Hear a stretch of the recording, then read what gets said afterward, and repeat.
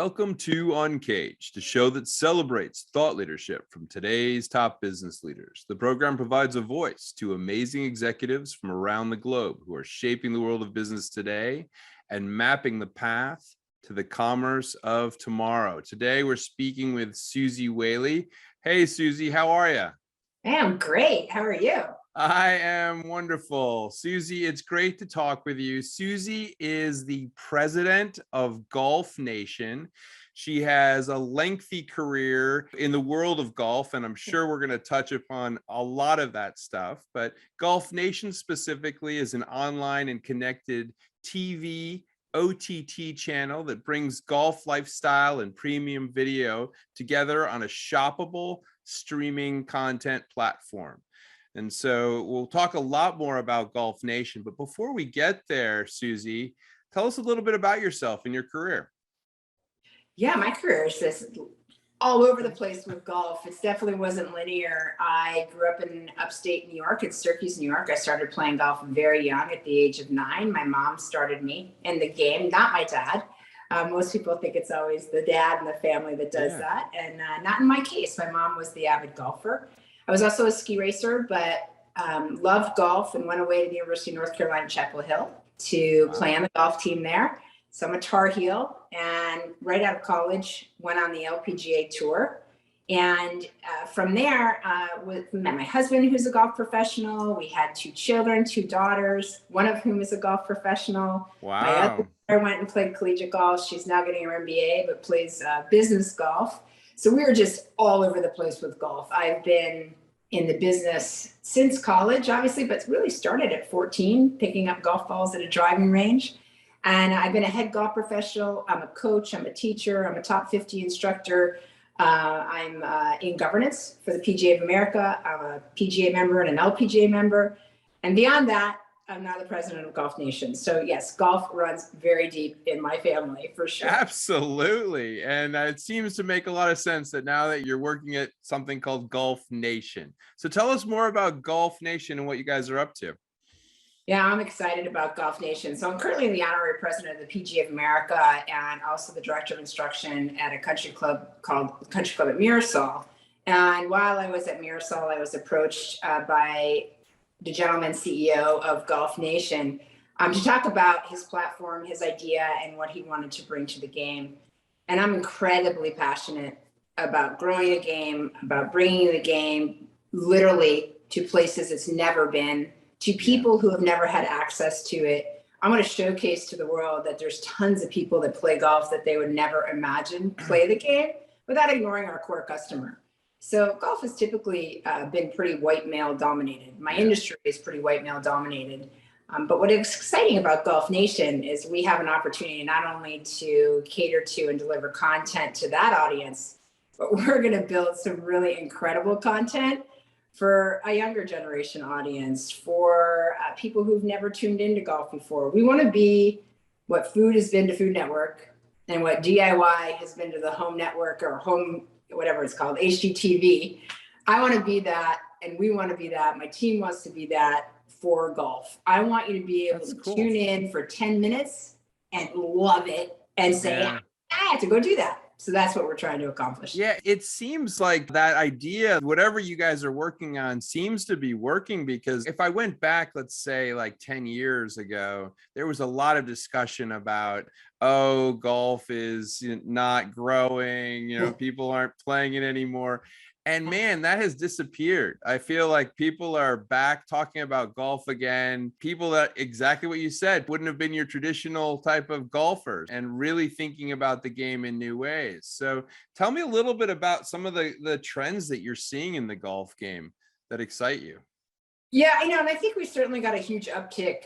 You never want to say you benefited from a pandemic, right? Yeah. Because the pandemic was horrendous for so many people and so many businesses, inclusive of golf. When it first hit, we had many out of business. It was very difficult and challenging to make sure our membership was sustaining and being able to take care of their families.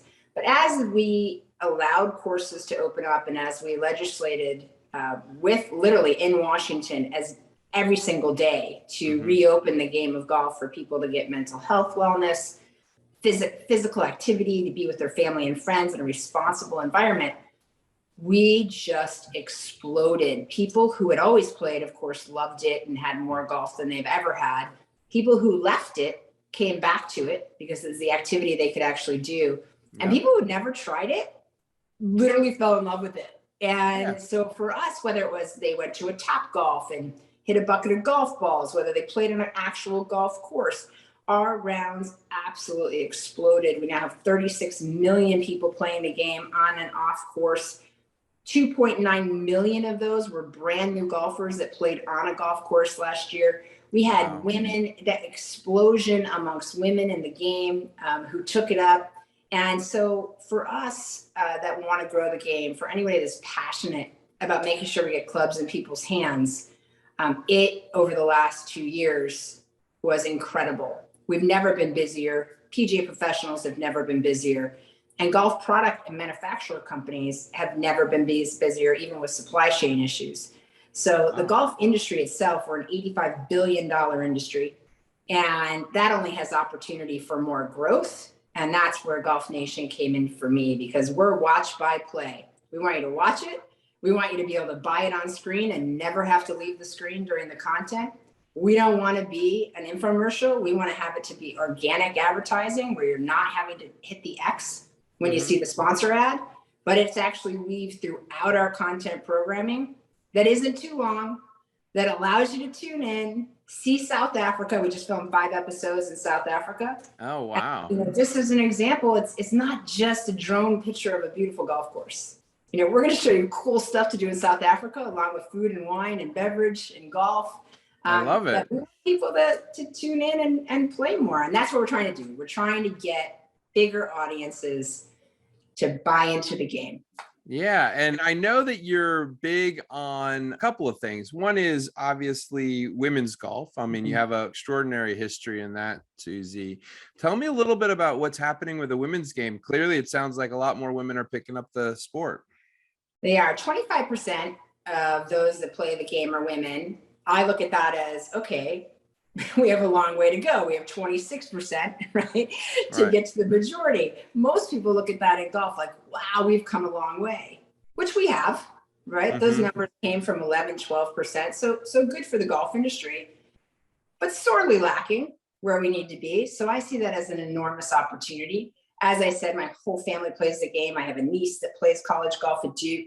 But meanwhile, I do tons of women's events where when women get in an atmosphere where they can feel comfortable, they can feel relaxed, they can feel part of the sport in a way that doesn't embarrass them, that they can be successful, whether they're really good at it or not, then we have them. Because the game offers so many benefits, like I talked about earlier. It's just such a fulfilling way to go see a beautiful place. It's an unbelievable way to participate with friends and family. Even more so though for women, and what I'm a huge advocate for is for business.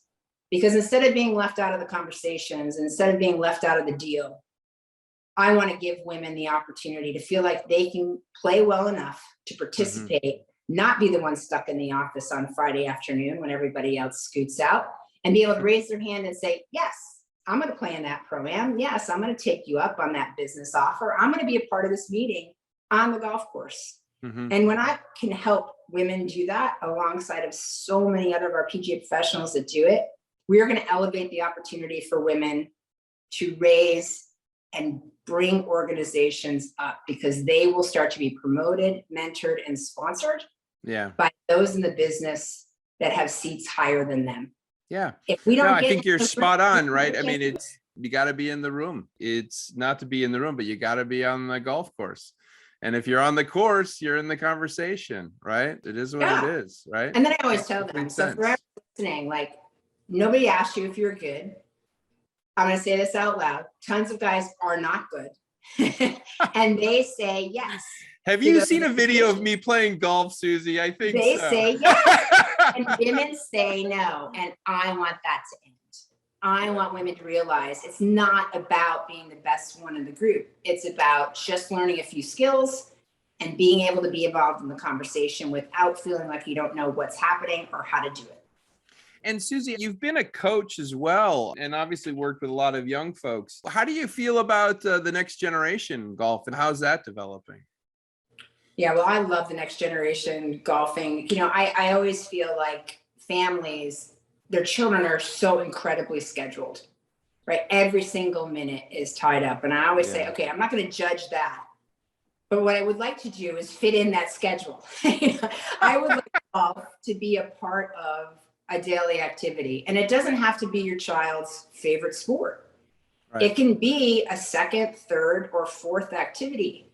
But give them that skill, give them that life skill, whether they're a boy or whether they're a girl. And what I still see oftentimes, and this is a huge generalization, but I still see parents bringing a young boy to programming, and the daughter's in the cart watching, or the daughter isn't invited to participate. And I always invite them over. Why are you in the cart? Come on over. Oh, no, I don't want to. Well, let's give it a go. Right. And if you can get them out there and give it a go and give them that skill really early on, even if they don't stick with golf, they have it, they own it, they've been a part of it. It's not intimidating later in their world. They'll come back to it. So people always ask me, how did you get your daughters to play such high level golf? I always say, well, their choices were 9 holes or 18 holes. So we're a little different family. Right. But we were around it. They came with us. I made the decision. It was part of our schedule as a priority. And they learned how to play the game. Did they have to learn to be what they are today? No, of course not. We didn't expect them to be golf professionals. But I believe it starts really early. And if we can give those skills early without worrying about college scholarships or the next best elite champion, and just give them this amazing life skill, it's such a bonus. I agree. What a great way of describing it, Suzy. I mean, it is a life skill. And certainly if you're able to get it early, it becomes a lot easier, because it's a lot harder to pick it up later in life, for sure. You just don't mind if you miss when you're little. If you miss when you're little, you're like, oh, let me have another. Let me have another. You don't care about how you look or what went wrong. You don't ask a whole lot of questions. When you're an adult, you don't want to embarrass yourself. So then you're like, oh gosh, I don't know if I'm going to go back to that. I missed 3 times. So people, is just get your children involved. I agree. I mean, Suzy, I feel like you're creating these things. And so I think it's a great question. I mean, when you think about the future of golf over the next year or couple of years, what excites you? What does it look like? I think when I'm most excited about a couple of programs. I'm most excited about a program called PGA Junior League. PGA Junior League is team golf for kids 17 and under and 13 and under, where boys and girls play together with jerseys with numbers on, with their names on the back. It feels like you're not at a golf course. It feels like you're going to play soccer or baseball because of the jerseys. But they play together and they're teammates.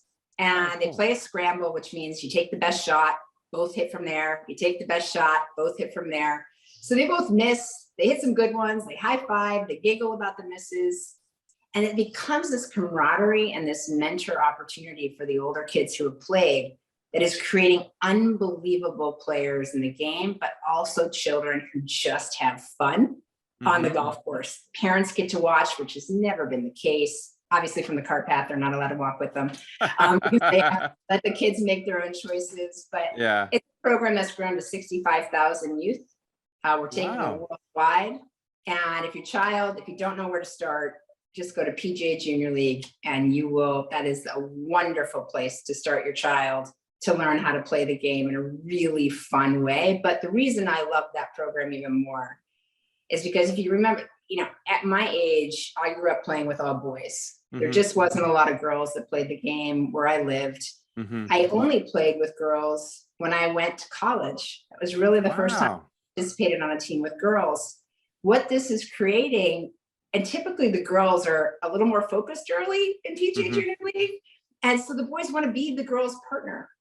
And how I see this evolving in 5-8 years is when these young men and young women are in college or their first jobs and they're headed out to play 9 holes at a local public facility and they get paired with women, it's going to be welcoming. It's like, great, let's play, because they've had this experience where they've seen talented young girls play great and beat them.